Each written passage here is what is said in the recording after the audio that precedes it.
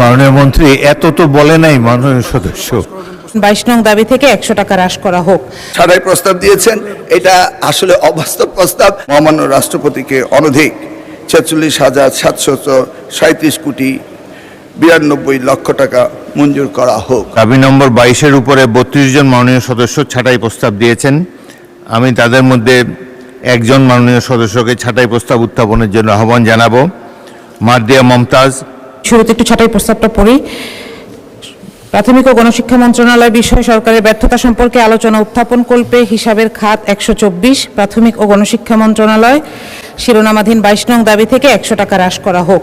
Value ও result based budgeting, যেখানে আমরা বরাদ্দটা দেখব যে ফলাফলের বিপরীতে হবে, অর্থাৎ এত টাকা খরচ হবে, এর বদলে ভাষাটা হবে এরকম যে এই লক্ষ্য অর্জিত হবে। এর ফলে যেটা লাভ হয় যে শুধু কত টাকা খরচ হয় এটা জানার পাশাপাশি এই টাকায় আমরা কি অর্জন করতে পারলাম সেটিও জানা যায়।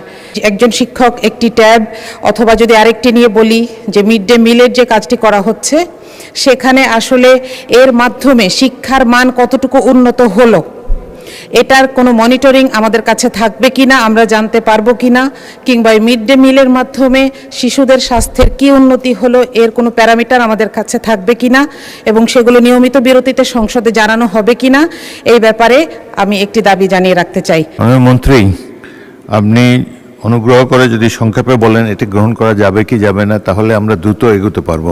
মাননীয় স্পিকার, আমি জানি আপনি আজকে ব্যস্ত দিন, সেজন্য বিশেষ আলোচনায় যেতে চাচ্ছেন না।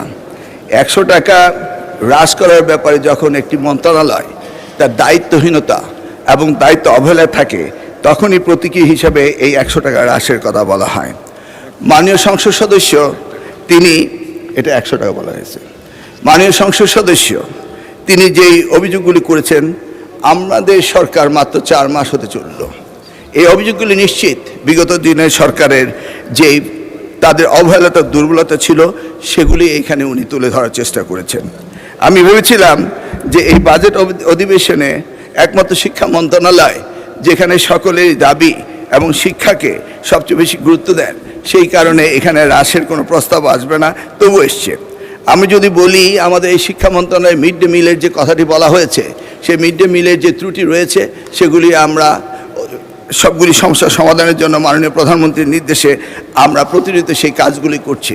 উনি নিউট্রিশন অ্যান্ড ফুড ভ্যালুজ সম্বন্ধে যেটা বলছেন, সেটাও আমাদের এক্সপার্টিসদের তাদের কাছ থেকে আমরা ধারণা নিয়েই সেগুলি আমরা করছি।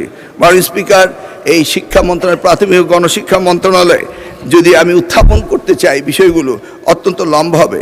তাও বলতে চাই, 1 টিচার 1 ট্যাব হতে শুরু করে multimedia classroom, free wifi, 1 child 1 tree কর্মসূচি, শিক্ষার্থীদের জন্য পশুপালন কর্মসূচি, বিনামূল্যে স্কুল ড্রেস প্রদান, এটি একটি বিশেষ উল্লেখযোগ্য বিষয়। মাননীয় প্রধানমন্ত্রী সেটিতে হাত দিয়েছেন। স্বাস্থ্য ও খাদ্য অধিকার সম্পর্কে আমরা কাজ করে যাচ্ছি। শিক্ষা খাতে সামাজিক ও ভৌগোলিক বৈষম্য দূরীকরণের জন্য আমরা কাজ করছি। নারী শিক্ষার্থীদের জন্য নিরাপদ স্বাস্থ্য সুরক্ষণ, সেই বিষয়টিও আমাদের রয়েছে। সার্বজনীন প্রাথমিক শিক্ষার সুযোগ নিশ্চিতকরণ, ক্রিয়া, আমরা ক্লাস 4 থেকে। মাননীয় মন্ত্রী, এত তো বলে নাই মাননীয় সদস্য। যাই হোক, মাননীয় স্পিকার, আমি আর দীর্ঘায়িত করতে চাচ্ছি না। আমি এই ওনারা যে ছাড়াই প্রস্তাব দিয়েছেন, এটা আসলে অবাস্তব প্রস্তাব।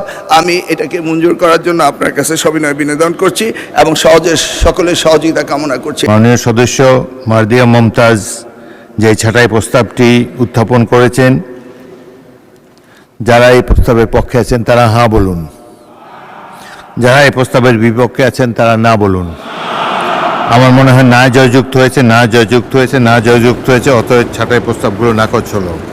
প্রাথমিক ও গণশিক্ষা মন্ত্রণালয় খাতে মহামান্য রাষ্ট্রপতিকে অনধিক 46,737 কোটি 92 লক্ষ টাকা মঞ্জুর করা হোক। যারা এই প্রস্তাবের পক্ষে আছেন তারা হাঁ বলুন, যারা এই প্রস্তাবের বিপক্ষে আছেন তারা না বলুন। আমার মনে হয় হাঁ জয়যুক্ত হয়েছে, হাঁ জয়যুক্ত হয়েছে, হাঁ জয়যুক্ত হয়েছে। অতএব দাবি নম্বর 22 সংসদে গৃহীত হলো।